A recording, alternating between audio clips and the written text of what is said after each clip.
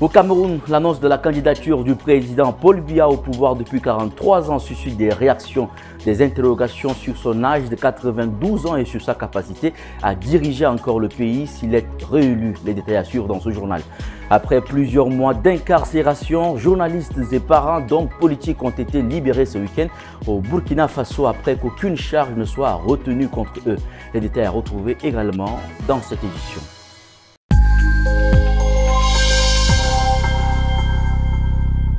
Mesdames et messieurs, bonsoir et bienvenue sur Tchad Info TV. Le président camerounais Paul Biya a annoncé sur son compte X être candidat à sa propre succession à la présidentielle du 12 octobre 2025. Depuis, les réactions s'enchaînent sur la pertinence de cette candidature au regard du grand âge, 92 ans, de celui qui dirige le Cameroun depuis 43 ans. Des débats, mais des interrogations aussi au sujet de ce que pourrait être la campagne de Paul Biya.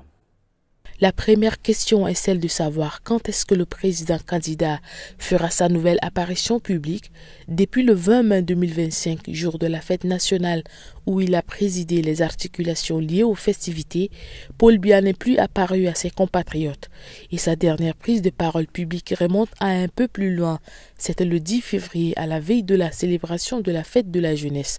Une absence physique que le président a tenté de combler par ses tweets quotidiens en partageant ses réflexions avec ses concitoyens. Si, comme en 2018, il a cette année encore fait le choix de déclarer sa candidature via les réseaux sociaux, une prise de parole de sa part est-elle possible dans les prochains jours? Rien ne laisse supposer une telle hypothèse, même si le secrétaire national à la communication du RDPC, le ministre Gerfam Dongo, a récemment indiqué sur cette question sur l'antenne de RFI que tout est possible. En 2018, lors de la campagne pour l'élection présidentielle, Paul Biya n'avait animé personnellement qu'un seul meeting. C'était à Maroua, dans l'extrême nord du pays. Qu'en sera-t-il pour 2025?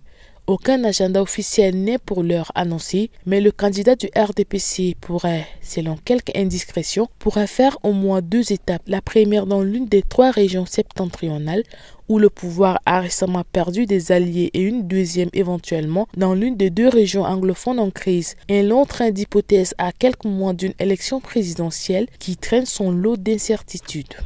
Au Burkina Faso, une vague de libération d'individus arrêtés sans mobile apparent ces derniers mois a eu lieu ce week-end.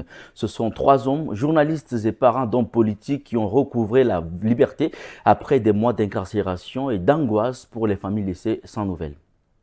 Confirmé par des proches, Benoît Bassolé a été libéré après près de 11 mois de disparition. Neveu de l'ex-ministre des Affaires étrangères Djibril Bassolé, il a fait partie en septembre des enfants et proches du ministre qui ont été arrêtés par des hommes en civil sans motif officiel. Si Benoît Bassolé est désormais libre, Yasmine Bassolé, la fille du ministre, son cousin Nicodème Bassolé et son aide de camp Omar Salah sont eux toujours gardés au secret sans contact avec leur famille. Khalifa Rasseri a également été libéré. Après 13 mois d'enlèvement, le célèbre chroniqueur de la chaîne télé BF1 s'était permis des commentaires sur le capitaine Ibrahim Traoré. Des commentaires qui lui ont valu apparemment plus d'1 an de privation de liberté. Âgé, Khalifa Rasseri subirait des examens médicaux après cette longue incarcération. Libéré aussi James Zali de Dembélé, animateur radio disparu lui à Bobo Dioulassou en janvier 2025. Enlevé dans la rue par des hommes armés et cagoulés. 3 hommes libérés donc parmi des dizaines d'hommes et des femmes dont on est sans nouvelles. La plupart arrêtés sans motif et le plus souvent incarcérés sans raison.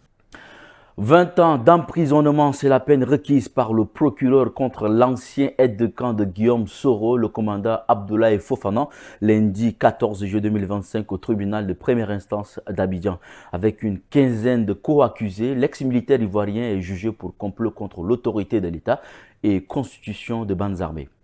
Abdoulaye Fofana a été arrêté en mai 2022 à Abidjan après 3 ans d'exil en France. Mais pourquoi Abdoulaye Fofana est-il rentré en Côte d'Ivoire? C'est la question du procès de l'ex-militaire. Je voulais voir mon père avant son décès, assure le principal accusé, sans dissiper les zones d'ombre révélées par le procureur. Comment le commandant est d'abord passé par le Burkina Faso à l'aide de faux papiers? Comment il a contacté les militaires avant de rallier Abidjan début mai 2022? Je prenais des nouvelles, justifie l'ancien l'ancien aide de camp. Le président relit des procès-verbaux d'audition. Certains des co-accusés y affirment qu'Abdoulaye Fofana aurait parlé de projets de coup d'État. Des propos aujourd'hui retirés, dit-on. S'agace l'ancien officier qui met en avant son expérience. Pour faire un coup d'État, il faut des moyens. Là, il n'en a pas. Le procureur ironise. C'est un habitué. L'avocat du commandant Fofana juge quant à elle le dossier vide. Il n'y a rien. Il n'y a pas de quoi ramoner une cheminée. Ce sont des déclarations qu'on prête aux uns aux autres.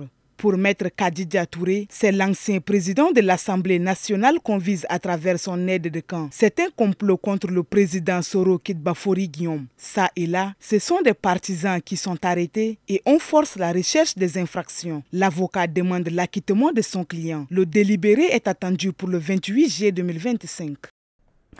En Haïti, dans le département du Nord-Ouest, 49 sacs contenant au total plus d'une tonne de cocaïne ont été saisis dimanche 13 juillet par des agents de la police nationale sur l'île de la Tortue. Cette importante saisie a eu lieu lors d'une opération menée par l'unité départementale de maintien d'ordre et la brigade de lutte contre le trafic de stupéfiants. L'information a été confirmée par le service de communication de la PNH. Il s'agit de l'une des saisies de cocaïne les plus importantes effectuées en Haïti depuis les 30 ans de création de la police nationale d'Haïti, PNH. C'est un grand coup de la PNH, soutient le commissaire divisionnaire Michel-Ange Louis-Jeune, porte-parole de l'institution policière. 49 sacs se trouvaient à bord de la chaloupe contenant 959 paquets de poudre blanche. Après vérification, les autorités ont découvert qu'il s'agissait bien de la cocaïne. À l'intérieur des paquets, il y avait 1045 kg de cocaïne, rapporte notre correspondant à Port-au-Prince, Peterson Loussama. Dans cette opération antidrogue, 3 trafiquants ont été blessés, dont 2 Jamaïcains et un Bayaméen qui se seraient noyés en essayant de fuir après avoir été touchés par des balles. Un autre trafiquant, Anthony Jimmy, cerveau du réseau, a été aussi tué. Une chaloupe a été aussi confisquée par la police, selon le porte-parole qui assure que les autorités policières travaillent au jour le jour afin de trouver des solutions à l'insécurité. Pour l'heure, l'enquête se poursuit en vue de déterminer la destination finale. Il identifie aussi les personnes qui seraient complices. Les groupes criminels armés ont pris le quasi-contrôle de la capitale avec environ 90% de Port-au-Prince sous leur empire, regrettait début juillet Gada Wali, directrice de l'Office des Nations Unies contre la drogue et le crime. La précédente estimation faisait état de 85%, ce qui était déjà une situation grave et en train de dégénérer davantage, a-t-elle insisté, décrivant des gangs qui commencent à mettre en place des structures de gouvernance parallèles. Donald Trump, qui s'est dit lundi 14 juillet une nouvelle fois déçu par son homologue russe Vladimir Poutine, a donné à la Russie 50 jours pour mettre fin à la guerre sous peine de sanctions sévères et annoncer l'envoi prochain à travers l'OTAN d'un grand nombre d'armes à l'Ukraine. Ce faisant, le président américain a clairement montré que sa patience vis-à-vis du président russe était arrivée à bout. À Washington, Donald Trump agite la menace commerciale pour tenter de mettre fin à la guerre en Ukraine. L'ancien président américain, de retour dans la course à la Maison-Blanche, a donné un ultimatum à la Russie, 50 jours pour un accord de paix, sans quoi des tensions douanières très sévères seront imposées. Une sortie musclée faite lors d'une rencontre avec le nouveau secrétaire général de l'OTAN, Mark Rutte. Donald Trump hausse le ton. Depuis le bureau ovale, il menace d'imposer des droits de douane secondaires visant non seulement la Russie, mais aussi ses partenaires commerciaux.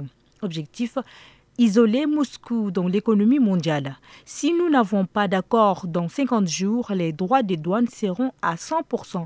C'est aussi simple que ça, a-t-il lancé. Une stratégie assumée. J'utilise le commerce pour régler les conflits, a-t-il ajouté. Mais ce n'est pas tout. Washington veut aussi intensifier son soutien militaire à Kiev.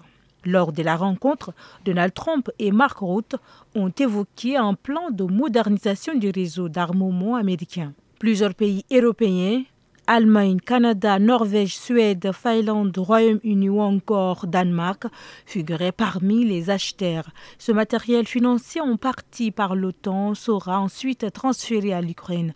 Le président américain a parlé de milliards et des milliards de dollars en équipement militaire. Parmi les premiers envois annoncés des systèmes de défense aérienne, Patriot, des missiles et des munitions. Mark Rutte a insisté sur l'urgence. La rapidité est essentielle ici, a-t-il dit, estimant que ces livraisons devraient pousser Vladimir Poutine à reconsidérer les négociations de paix. Autre point mis en avant par Trump, l'effort budgétaire consenti par les Européens. Lors du dernier sommet de l'OTAN à La Haye, plusieurs membres se sont engagés à porter leurs dépenses militaires à 5% du PIB. Leur état d'esprit est incroyable, s'est félicité le milliardaire américain. Une Europe forte, c'est une bonne chose, a-t-il ajouté. Le président ukrainien Volodymyr Zelensky s'est lui aussi entretenu avec Donald Trump. Dans un message publié sur X, il indique avoir discuté des solutions pour mieux défendre l'Ukraine et renforcer la protection des civils.